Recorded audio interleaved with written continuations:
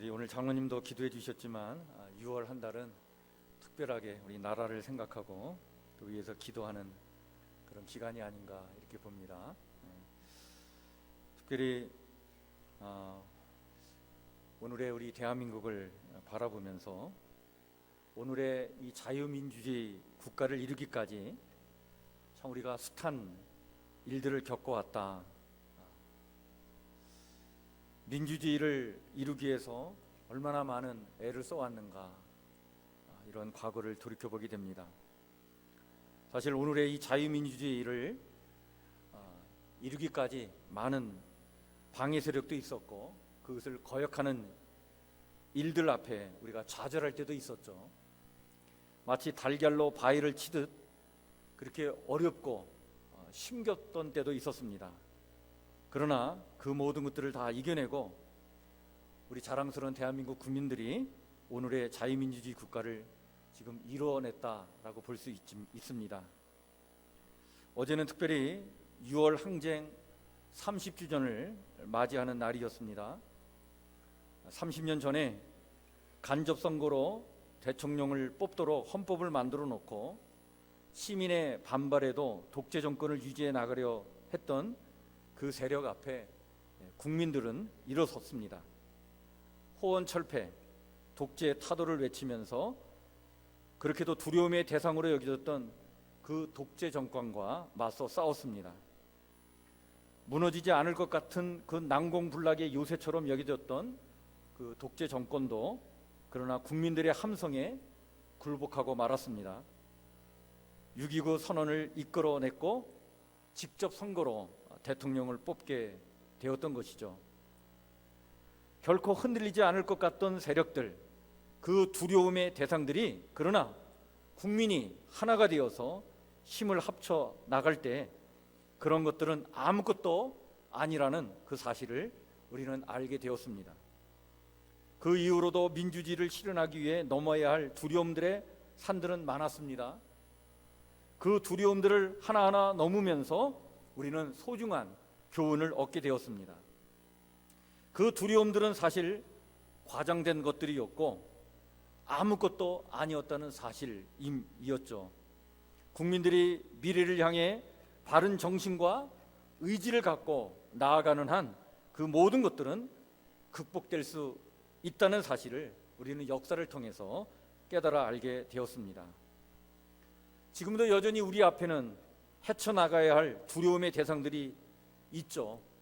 국가적으로 또 사회적으로 또 개인에게 있어서 우리를 여전히 불행하게 하는 대상들, 걱정케 하는 대상들이 항상 있기 마련입니다. 근데 하나님은 이런 우리에게 한결같은 말씀을 주십니다. 두려워하지 말라. 내가 너와 함께 하겠다. 내가 너를 도와주겠다. 두려워하지 말라. 오늘도 이렇게 말씀하시는 하나님, 우리의 하나님 되시는 줄 믿습니다. 하나님의 그 능력의 손으로 우리를 붙잡아 주시니 두려워하지 말라. 이렇게 말씀하고 계시는 것이죠. 저는 고향이 인천인데요. 어릴 적 인천에서 그 바닷가에서 살았습니다. 당시에 인천에는 그 수인선 철로가 있었는데 그 철길 따라 송도 유원지까지 소풍을 가곤 했습니다. 그 철길을 걷다 보면 바닷물 위로 철길을 걸을 때가 있었는데요.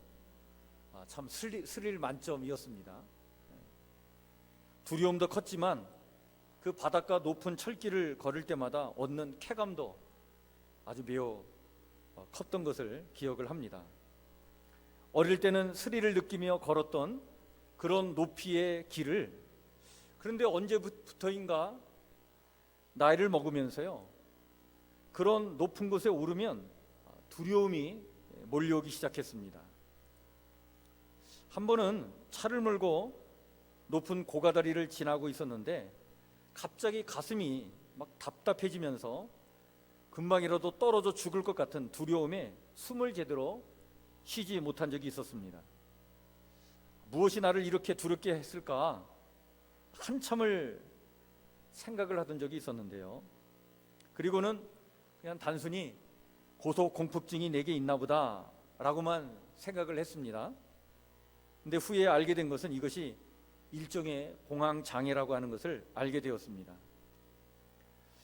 공황장애는 예측할 수 없는 순간이나 또는 어떤 특정한 상황에서 아주 극심한 불안 상태가 나타나는 장애라고 하죠.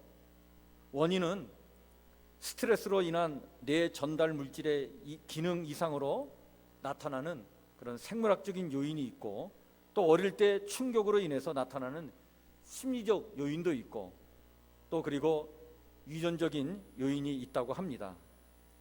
이에 어떻든 간에 내게 어떤 이런 불안과 두려움의 증세가 있다는 것에 아주 놀란 적이 있었습니다.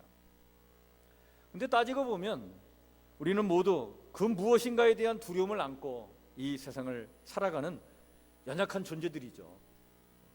어느 때는 두려움을 아주 가볍게 여기기도 하지만, 또 어느 때는 그 두려움을 정면으로 이게 대면하기보다는 너무나 무서워서 회피하거나, 또 그 두려움에 압도되어 또 지배되어 살아갈 때도 많이 있습니다. 지금 성도 여러분은 어떤 두려움을 갖고 살고 계십니까? 이 공황장애의 치료 중에 아주 효과적인 치료로 인지행동 치료라고 하는 것이 있다고 합니다. 이것은 지금 느끼는 그 두려움의 감각을 죽음과 같은 아주 파국적인 상황으로 잘못 인식하지 않도록 교정시켜주는 것이 바로 이 인지행동 치료인데, 시간이 지나면 이것이, 이런 두려움이 자연스럽게 없어질 것이고, 그리고 이런 두려움은 결코 내 생명을 위태롭게 해주는 것이 아니다라고 하는 사실을 인식하도록 도와주는 것입니다. 사실 우리가 갖고 있는 두려움 또한 객관적으로 보면 그렇게 심각한 것도 아니고, 우리가 이겨낼 수 있는 것들이고 또 극복할 수 있는 것임을 잘 인지하도록 도와주는 것이죠. 너무 과장된 두려움에 압도당할 수 있기 때문에 그렇지 않다, 이겨낼 수 있다, 지나가 보면 아무것도 아닌 것에 우리가 너무 겁을 내고 있다라고 하는 것을 우리가 알려주고 인식하도록 도와주는 이런 것을 우리가 인지행동치료라고 얘기합니다. 근데 여러분, 이렇게 생각하는 것이 참 우리에게 도움이 될 때가 참 많이 있죠. 인생의 과장된 두려움의 대상들에 압도당하여 떨지 말고 하나님의 함께하심의 은혜와 능력을 믿고 그 두려움을 물리치고 힘있게 미래를 향해 나아가라고 우리 자신을 믿음으로 잘 붙잡아 주는 것, 여러분 이것이 신앙생활인 줄 믿으시길 바랍니다. 또 하나님은 오늘 우리에게 이런 말씀으로 우리의 마음을 붙잡아 주시죠. 하나님의 함께 하시는 은혜와 능력을 믿고 그 믿음으로 두려움의 대상을 물리치고 미래를 향해 힘있게 나아가라, 이렇게 오늘 우리에게 말씀해 주고 있습니다. 오늘 이 말씀을 가슴에 담고 이 믿음으로 두려움의 대상들을 물리쳐 나갔던, 그래서 꿈을 이루어 나갔던 그 사람, 그 다윗을 오늘 우리는 본문의 말씀에서 또 만나게 됩니다. 다윗은요, 헤브론에 도읍을 정하고 7년 6개월간 남쪽 유다 왕국을 다스리다가 나중에 북쪽 지파의 사람들을 다 통합을 해서 이스라엘 전체의 통일 왕국의 왕이 되게 됩니다. 이때 다윗이 헤브론에서 수도를 옮길 필요를 느끼게 되는데, 이 헤브론은 사실은 역사적인 장소였습니다. 족장들의 무덤이 있고, 여러분 아브라함이 하나님께 약속을 받은 땅이 이 헤브론 땅입니다. 이 헤브론에서 가나안 땅을 너의 후손들에게 내가 주겠다라고 하는 그 약속을 이 아브라함이 이 헤브론에서 받게 되죠. 이런 역사적인 장소였지만, 그러나 이 헤브론이 너무나 남쪽으로 치우쳐 있었던 그러한 도성이었기 때문에 새로운 도읍을 옮길 필요를 느끼게 되었습니다. 그래서 이 다윗이 새로운 도읍으로 선정한 것이 바로 어디였냐면 바로 예루살렘이었습니다. 다윗은 이 예루살렘으로 도읍을 옮기고 이것이 정치와 그리고 신앙의 중심이 되어서 신정 국가의 미래를 펼칠 꿈을 가지고 이 예루살렘으로 수도를 옮기려고 작정을 하죠. 이런 다윗의 꿈을 실현하기에 가장 적절한 곳이 바로 이 예루살렘이었습니다. 지형적으로 북쪽의 지파들과 남쪽의 지파들을 연결하는 척추와 같은 곳에 위치한 바로 그 도시가 예루살렘이었습니다. 그리고 이 예루살렘은 아직도 어떤 지파도 이 예루살렘을 소유하지 않고 있었어요. 남쪽 지파도 북쪽 지파도 그 어느 편에도 소유되지 않은 땅, 이 땅을 차지해서 수도를 옮길 때 그 누구도 어떤 편견을 가지고 바라볼 수 없는 그러한 이 성읍이 예루살렘이었기 때문에 수도를 옮기는 데서는 가장 적절한 곳이었습니다. 이곳에 살고 있었던 족속이 바로 여부스 족속들이었는데, 이 여부스족은 이 예루살렘에서 오랫동안 살고 있었습니다. 이 예루살렘은 말 그대로 난공불락의 요새였기 때문에 외침을 받지 않은 곳이었기 때문에 이 도시가 말 그대로 평화의 도시가 될 수 있었어요.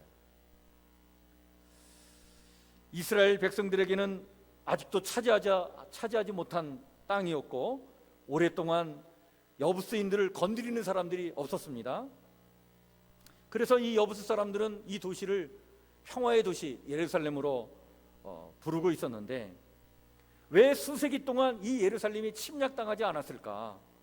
사실 이 가나안 땅에는요, 블레셋 사람들도 있었고 뭐 아말렉 족속들도 있었고 또 이 히브리인들도 있었고 그랬는데, 서로 사방팔방에서 전쟁을 벌였지만 이 여부스족들이 거하고 있는 이 예루살렘은 언제나 제외되어 있었습니다. 왜 그랬을까요? 그 이유가 뭘까? 그 이유는 이곳이 아주 흉측한 그런 형상을 지닌 지형 때문에 많은 사람들에게 두려움과 공포의 대상이었기 때문이었습니다. 도시 자체가 주는 음산한 기운 때문에 아무도 감히 이 도시에 접근하려 하지 않았던 것이죠. 위로 솟은 커다란 암석 위에 아주 기괴한 모양새로 자리 잡은 이 예루살렘은 음산한 장소였습니다. 여행자들은요, 이곳을 피해 다녔습니다. 이곳에 얽힌 아주 이상한 이야기들이 많이 퍼져 있었습니다. 뭐 악마에 대한 이야기도 많이 회자되었고요. 그리고 동쪽과 남쪽으로는 급경사가 져서 깊은 골짜기로 이어져 있었기 때문에 감히 접근하기가 어려웠고, 북쪽과 서쪽은 흉측한 그러한 형상 때문에 사람들의 발길을 멈추게 했던 것이 바로 이 예루살렘이었습니다. 그리고 이곳에서는 땅 밑 깊은 곳에서 아주 으르렁거리는 그런 소리가 들려왔고, 그 무시무시한 갱음이 들려온다는 그 소문이 퍼지면서 그 소리와 얽혀서 많은 무서운 이야기가 만들어졌던 것이 바로 이 예루살렘이었습니다. 그래서 아무도 얼씬거리지 않았기 때문에 이 여부스 사람들은 평화롭게 잘 살 수 있었어요. 그래서 말 그대로 평화의 도시 예루살렘이 되었습니다. 그러나 다른 사람들은 이 예루살렘을 시온이라고 불렀어요. 여부스족들은 평화의 도시 예루살렘으로 얘기했지만 다른 사람들이 볼 때는 이것을 시온이라고 불렀는데, 시온이라고 하는 뜻은 바위, 산성, 건조한 곳, 폐허라고 하는 그런 뜻을 함축하고 있는 말이 바로 이 시온이었습니다. 그런데 이제 통일된 나라를 이루기 위해 남쪽으로도 치우치지 않고 북쪽으로도 치우치지 않은 그런 허리 역할을 하는 이 장소에다가 수도를 정해야 했던 이 다윗은 이 미션을 이루기 위해 가장 적합한 곳으로 예루살렘을 지목하게 그런데 이 미션을 이루기 위해 예루살렘은 정말 필요한 장소였지만, 그러나 이 예루살렘, 이 시온성은 두려움과 공포의 대상이었습니다. 오늘 본문의 말씀처럼 다윗이 예루살렘을 점령하러 가려고 할 때 이 여부스 사람들이 다윗을 향해서 이렇게 말을 합니다. 여러분도 한번 보시길 바랍니다. 사무엘하 5장 6절 말씀인데 뭐라고 얘기하고 있습니까? 그들이 이렇게 얘기합니다. 내가 결코 이리로 들어오지 못하리라. 그러면서 하는 얘기가 맹인과 다리 저는 자라도 너를 물리치리라, 이렇게 말을 하고 있습니다. 지금껏 한 번도 침략당하지 않았고, 그렇게도 많은 사람들의 간담을 녹아내리게 했던, 그래서 접근을 허용하지 않았던 그 무시무시한 소문들 때문에 여부스인들이 갖고 있던 이 자신감이 있었던 거예요. 이 자신감을 드러내면서 하는 얘기가 맹인과 다리 저는 자라도 너희를 물리칠 것이다. 이런 자신감 앞에서 아마도 다윗을 따르던 이 병사들은요, 사실은 두려움에 지배되어서 다리가 후들거리는 그런 경험을 했을 것이다 라고 볼 수 있습니다. 그러나 이런 두려움에 전혀 압도당하지 않은 사람이 있었습니다. 바로 다윗이었습니다. 다윗은 두려움의 대상 앞에서 겁먹지 않았습니다. 왜냐하면 하나님의 은혜와 능력이 함께 하심을 믿는 그 믿음이 바로 그 두려움보다 더 컸기 때문에 그 두려움에 흔들리지 않았던 것이었습니다. 그 믿음으로 오래전 골리앗을 물리쳤던 다윗은 이 여부스족의 엄포에 그냥 물러설 수 없었습니다. 꼭 기필코 예루살렘을 차지하여 통일된 나라의 수도로 삼고 이것을 통해 하나님이 원하시는 평화의 나라를 만들고 싶었던 것입니다. 이런 그의 열정은 두려움에 벌벌 떠는 것 대신에 그 두려움의 대상이 무엇인지 객관적으로 알려고 했고, 그리고 하나님의 지혜를 구하며 하나님이 함께 하시면 못할 일이 없다라고 하는 이 믿음으로 앞으로 나아가게 했습니다. 그래서 사실을 알아보니 멀리서 바라본 이 예루살렘 도시의 흉측한 형상은 사실 지뢰를 움직여가지고 물을 끌어올리는 기계였고, 가끔 으르렁거리며 들리는 소리는 정교한 수도관 시설을 통해 요새 밑으로 흐르고 있는 기온샘으로부터 물을 끌어올리면서 나는 기계 소리와 그리고 바람 통해서 들려오는 소리였던 것을 알게 되었습니다. 그리고 난공불락으로 여겨졌던 이 예루살렘의 가장 큰 취약점이 바로 예루살렘을 공포의 대상이 되게 하였던 그 굉음, 그 소리가 흘러나오는 그 수로였음을 이 다윗은 알게 되었습니다. 그래서 이 다윗이 자신의 병사들을 이 예루살렘으로 보내면서 어디를 통해 이 예루살렘을 공격하라고 명령을 하냐면, 오늘 8절에 보니까 다윗은 병사들에게 이렇게 명령하고 있는 것을 보게 됩니다. 누구든지 여부스 사람을 치려하는 자는 어리를 통해서 수로를 통해서 성으로 들어가 절뚝발이와 장님이라도 다윗을 물리칠 수 있다고 한 그들을 쳐라라고 다윗이 자신의 병사들에게 명령을 내리고 있습니다. 그렇습니다. 그래서 이 병사들이 결국에는 이 수로를 통해 예루살렘으로 진입을 해가지고 이 예루살렘을 점령하게 되었는데, 그렇게 난공불락으로 여겨졌고 그렇게 두려움과 공포의 대상이었던 이 예루살렘이 너무나도 쉽게 점령되고 말았던 것입니다. 알고 보니까 이 여부수족들이, 그리고 이 예루살렘이 아무것도 아니었던 거예요. 예루살렘은 두려움의 대상이 못 되었습니다. 소문만 무성한 것이었습니다.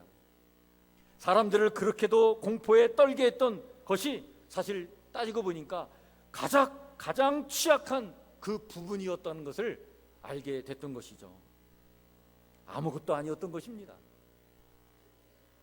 이런 다윗의 승리에 대하여 오늘 10절 말씀은 우리에게 이렇게 간단하게 정리하여 말씀해 주고 있습니다. 보시죠. 뭐라고 말씀하고 있습니까? 만군의 하나님 여호와께서 함께 계시니 다윗이 점점 강성하여 가니라. 하나님의 은혜와 능력이 함께 하신다는 이 믿음으로 그 두려움의 대상들을 물리쳐 나갔기 때문에 다윗은 자신의 비전과 꿈을 이루어 나가며 더욱 강성해 갔다라고 하는 말씀입니다. 어떤 사람이 공동묘지를 지나가고 있었습니다. 그 공동묘지를 넘어 이웃마을로 가는 길이었는데 낮이었지만 그래도 뭐라도 나타날까 봐 겁을 먹고 그 공동묘지를 지나고 있었는데 그 묘지에서 너무나도 밝은 얼굴로 뛰어놀고 있는 한 꼬마를 만나게 되었어요. 길을 가던 이 나그네가 어린 꼬마에게 물었다고 합니다. 얘야, 너는 여기가 공동묘지인데 무섭지 않니? 그러자 그 꼬마가 아니요 라고 말하면서 오히려 물어보는 나그네를 아주 이상한 눈으로 쳐다봤다는 거예요. 그때 이 나그네가 얘기합니다. 야, 왜 무섭지 않아? 다시 묻는 나그네에게 이 꼬마가 활짝 웃으면서 이렇게 말했다는 것입니다. 우리 아빠가 이 묘지 관리인이에요. 우리 아버지가 이 묘지를 관리하고 있고 지금 여기 계시니까 내가 무서워할 이유가 없다는 얘기죠. 여러분, 하나님을 내 인생의 주인으로 삼는 사람들은 어떤 상황에서도 두려움의 노예로 살지 않습니다. 두려움을 물리치고 승리의 인생을 살게 될 줄 믿습니다. 왜냐하면 하나님께서 내 인생의 진정한 주인이시고 내 인생을 지켜주시고 내 삶을 관리해 주시는 분이시기 때문에 내가 두려워할 일이 없다라고 하는 믿음이 있는 것이죠. 다윗에게 바로 이런 믿음이 있었던 것입니다. 이 믿음이 두려움을 극복하고 예루살렘을 역사적인 장소로 만들게 했던 것입니다. 만약 다윗에게 이런 믿음이 없었다면 다윗도 그 헛소문에 그 과장된 두려움 때문에 예루살렘을 수도로 삼는 일을 아마 포기하고 말았을 것이다, 이렇게 생각을 해봅니다. 다윗은 이 두려움을 극복하고 그 믿음으로 예루살렘을 정복함으로 말미암아 참된 평화가 무엇인지를 우리에게 명확하게 알려주고 있습니다. 참된 평화는 거짓된 소문으로 자신의 힘을 과시함으로 얻는 것이 아니라 하나님께서 함께 하실 때 주어지는 축복임을 바로 이 다윗은 예루살렘 그 평화의 도시를 점령하고 난 다음에 오늘 우리에게 알려주고 있는 것이죠. 우리를 힘들게 하고 내 인생을 힘들게 하는 두려움의 대상들 앞에 떨지 마시길 바랍니다. 그것이 무엇이든지 그 두려움을 몰아내고 내게 참 평화를 주실 하나님을 바라보면서 그 믿음의 힘으로 세상을 당당하게 살아 승리하며 멋진 인생의 비전들을 성취해 나가는 오늘 이 시대에 다윗들이 다 되시기를 주의 이름으로 간절히 축원해 드립니다. 옛날 이야기인데요, 어느 선비가 배를 타게 되었습니다. 근데 배를 타고 가는데 그 배의 사공이 말이죠, 노를 지어가는데 그야말로 노의 달인처럼 멋지게 아주 기가 막히게 이 노를 저어가는 거예요. 그 모습에 감탄한 이 선비가 사공을 향해서 이런 질문을 던졌습니다. 노 젓는 법을 좀 배울 수 있겠소? 당신 노 젓는 그 모습이 너무나 아주 감동적인데 그 노 젓는 법을 좀 배울 수 있겠소? 그러자 사공이 이렇게 대답을 했다고 합니다. 물론입니다. 수영을 잘하는 사람은 연습만 하면 곧 배울 수 있고 잠수에 능한 사람은 배를 본 적이 없더라도 바로 노를 저을 수 있습니다. 무슨 말인지 선비가 잘 이해하지 못하자 사공은 그 뜻을 풀어 주었다고 합니다. 이렇게 말이죠. 수영을 잘하는 사람은 물에 빠지는 것을 두려워하지 않기 때문에 노젓는 일에만 전념하게 되고, 잠수에 능한 사람은 배가 뒤집어져도 당황하지 않기 때문에 자신 있게 노를 젓는 것입니다. 여러분, 우리의 전진을 가로막는 가장 큰 적은 바로 두려움입니다. 그 두려움을 하나님께 맡기고 백성들을 이끌기에만 전념하며 자신 있게 노를 저어갔던 그 다윗의 여유로움이 오늘 우리의 삶의 모습이 되어서 우리네 가정, 우리네 직장, 우리의 학업, 사업의 노를 자신 있게 저어가는 승리의 사람들이 다 되시기를 주의 이름으로 간절히 축원해 드립니다.